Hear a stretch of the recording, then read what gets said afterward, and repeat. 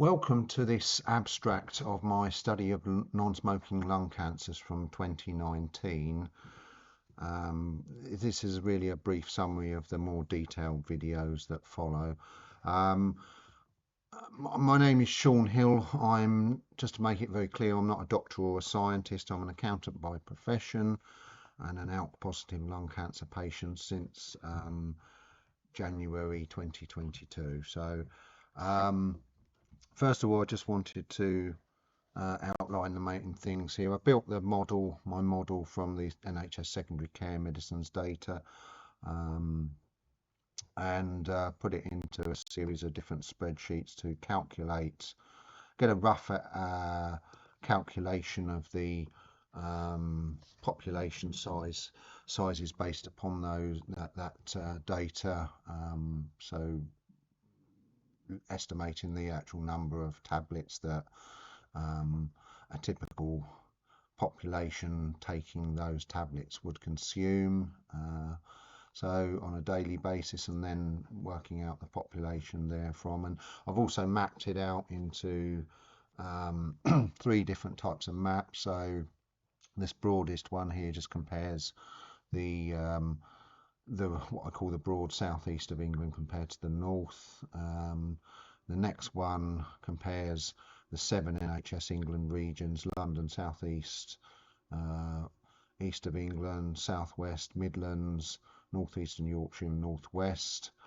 I would say you shouldn't really look at London in isolation too much, because it does, because of its geographical nature, it will serve a lot of patients from outside of that area. So that's largely why I did this bigger map from the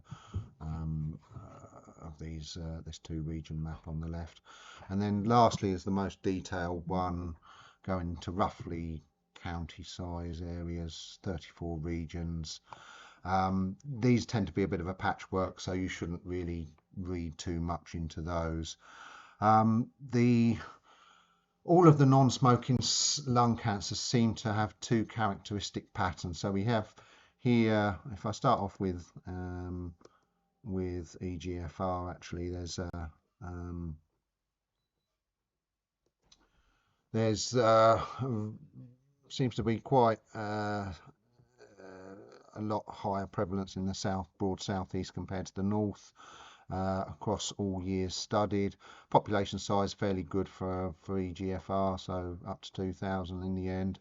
These are also, I'd stress that these are just mid value numbers based upon the input criteria, so these shouldn't be regarded as absolute numbers and absolutely correct. These are just really the middle of a range. So we see that very common, and there doesn't seem to be, there's this patchwork. Some areas a bit higher than others, but there's no great significance to those. Looking next, the next type of pattern that we see is with ALK. So again, we have that same smaller population size, about a third of the size of EGFR.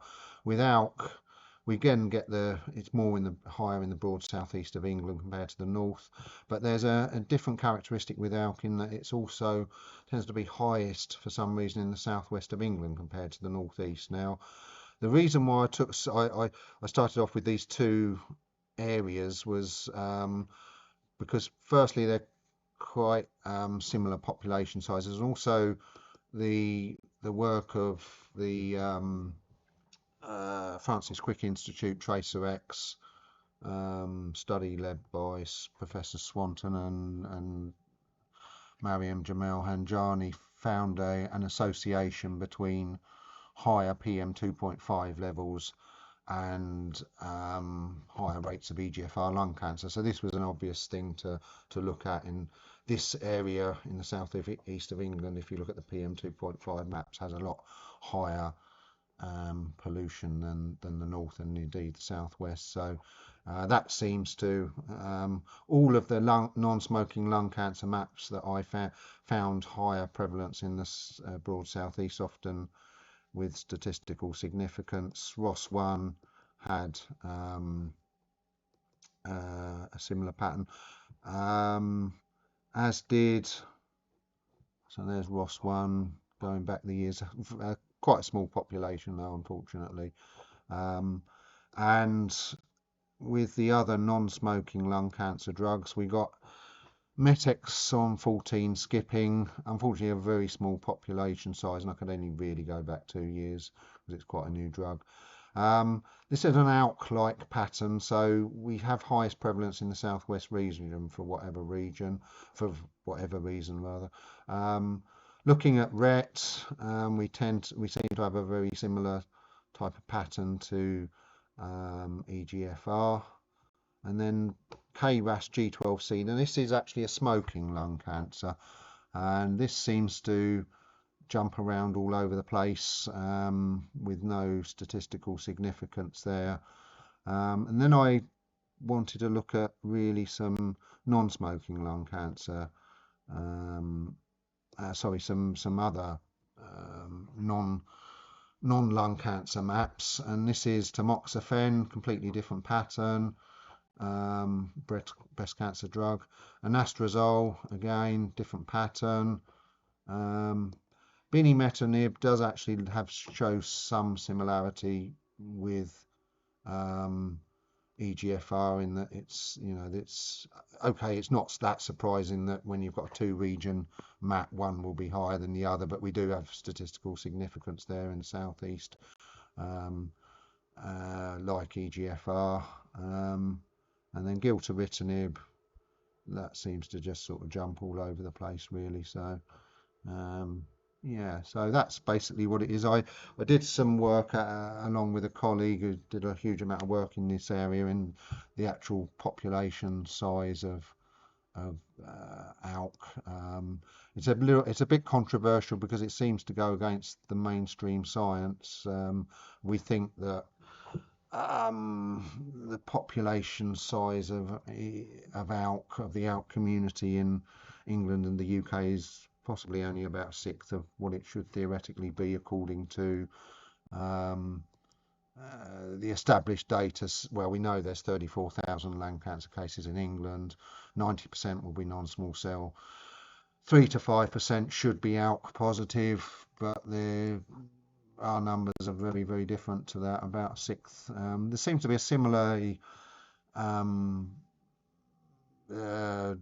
difference with EGFR and even greater with ROS1. So I really don't know what's happening there. Hopefully that can be sorted out at some point. So overall, as I say, these are the patterns from what I've done. I don't inherently know what causes the patterns. I don't know where people live, how far they travel to their hospitals, but these are the patterns that I found from the data, and it'll be hopefully at some point some researchers will find out the reasons behind it. I dare say with EGFR it is something to do with PM2.5, but I don't know whether my maps are coincidental, just by coincidence show that, or whether they show are actual proof of that.